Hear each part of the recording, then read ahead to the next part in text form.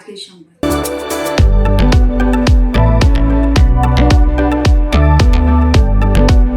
বর্ধমান জেলা আদালতে বর্ধমান বার অ্যাসোসিয়েশনের সাধারণ নির্বাচন 2026 অনুষ্ঠিত হলো 31শে জানুয়ারি।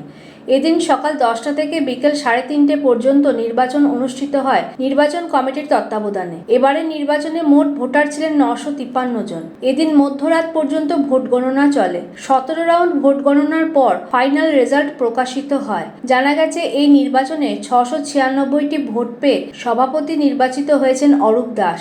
এই পদে 3 জন প্রতিযোগী ছিলেন। সহসভাপতি নির্বাচিত হয়েছেন সঞ্জয় ঘোষ, তিনি পেয়েছেন 496টি ভোট। এই পদে প্রার্থী ছিলেন 2 জন। 618টি ভোট পেয়ে সম্পাদক নির্বাচিত হয়েছেন সদন তা, এই পদেও প্রার্থী ছিলেন 2 জন। কোষাধ্যক্ষ নির্বাচিত হয়েছেন অর্ণব দে, তার প্রাপ্ত ভোট 390, এই পদে প্রার্থী ছিলেন 3 জন। এছাড়া সহ সম্পাদক নির্বাচিত হয়েছেন পার্থ হাটি, প্রাপ্য ভোট হচ্ছে 417। মোল্লা মহাতাব উদ্দিন ওরফে বাপি, প্রাপ্য ভোট 374। সুদীপ্ত সামন্ত, তার প্রাপ্য ভোট 310 এবং আশিস কুমার পাল, প্রাপ্য ভোট 293।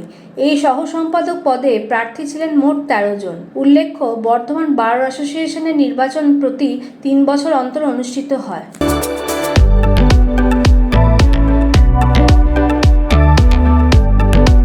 বর্ধমান শহর মহিলা তৃণমূল কংগ্রেসের পক্ষ থেকে বর্ধমান পৌরসভার 29 নম্বর ওয়ার্ডের 3টি পার্টে মহিলাদের কাছে 15 বছরের উন্নয়নের বার্তা পৌঁছে দেওয়ার জন্য এক কর্মসূচির আয়োজন করা হয়।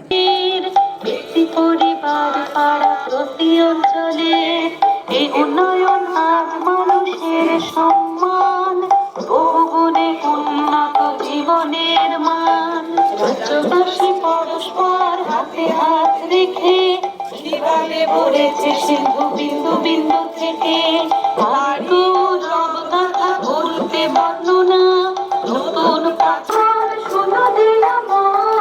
এখানে উন্নয়নের পাঁচালী শীর্ষক বই তুলে দেওয়া হয় উপস্থিত সকলের হাতে। উল্লেখ্য, আসন্ন বিধানসভা নির্বাচনকে সামনে রেখে তৃণমূল কংগ্রেসের পক্ষ থেকে রাজ্যের প্রতিটি জেলায় এই উন্নয়নমূলক প্রচার কর্মসূচি চলছে। সেই মতো এখানে এই প্রচার চালানো হয়। 29 নম্বর ওয়ার্ডের কাউন্সিলর তথা বর্ধমান পৌরসভার এমসিআইসি সুশান্ত প্রামাণিক বলেন, 15 বছরে 94টি প্রকল্প রাজ্যে বাস্তবায়িত হয়েছে। এই সমস্ত জনকল্যাণমুখী প্রকল্পের মধ্যে রয়েছে স্বাস্থ্যসাথী, লক্ষ্মীর ভাণ্ডার, কন্যাশ্রী, রূপশ্রী, সবুজ সাথী, সমব্যথী, কর্মসাথী, শিক্ষাশ্রী, পদশ্রী ইত্যাদি প্রকল্প।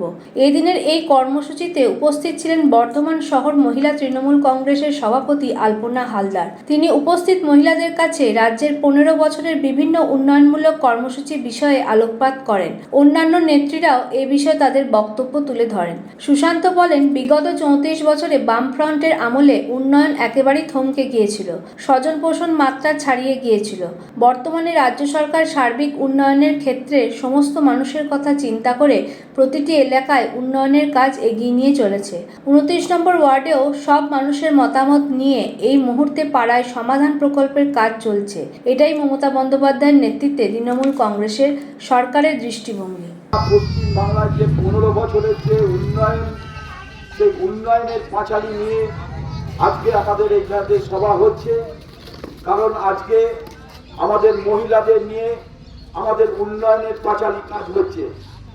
তাই আজকে এই সভায় আপনারা সবাই উপস্থিত হয়েছেন।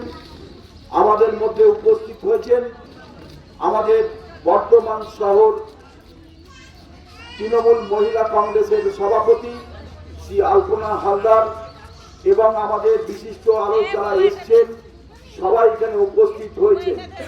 তাই আজকে এই সভায় 29 নম্বর ওয়ার্ড তৃণমূল কংগ্রেস মহিলা তৃণমূল কংগ্রেসের কর্মীরা আমাদের এখানে উপস্থিত হয়েছেন।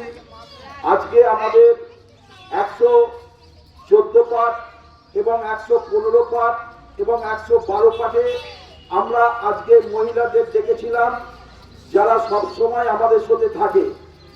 এই ওয়ার্ডে 6টা পার্ট আছে।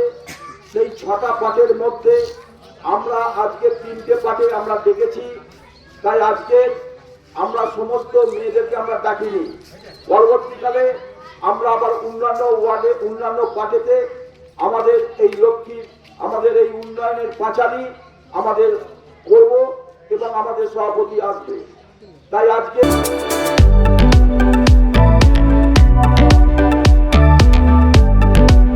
আজকের সংবাদ এ পর্যন্তই। নমস্কার।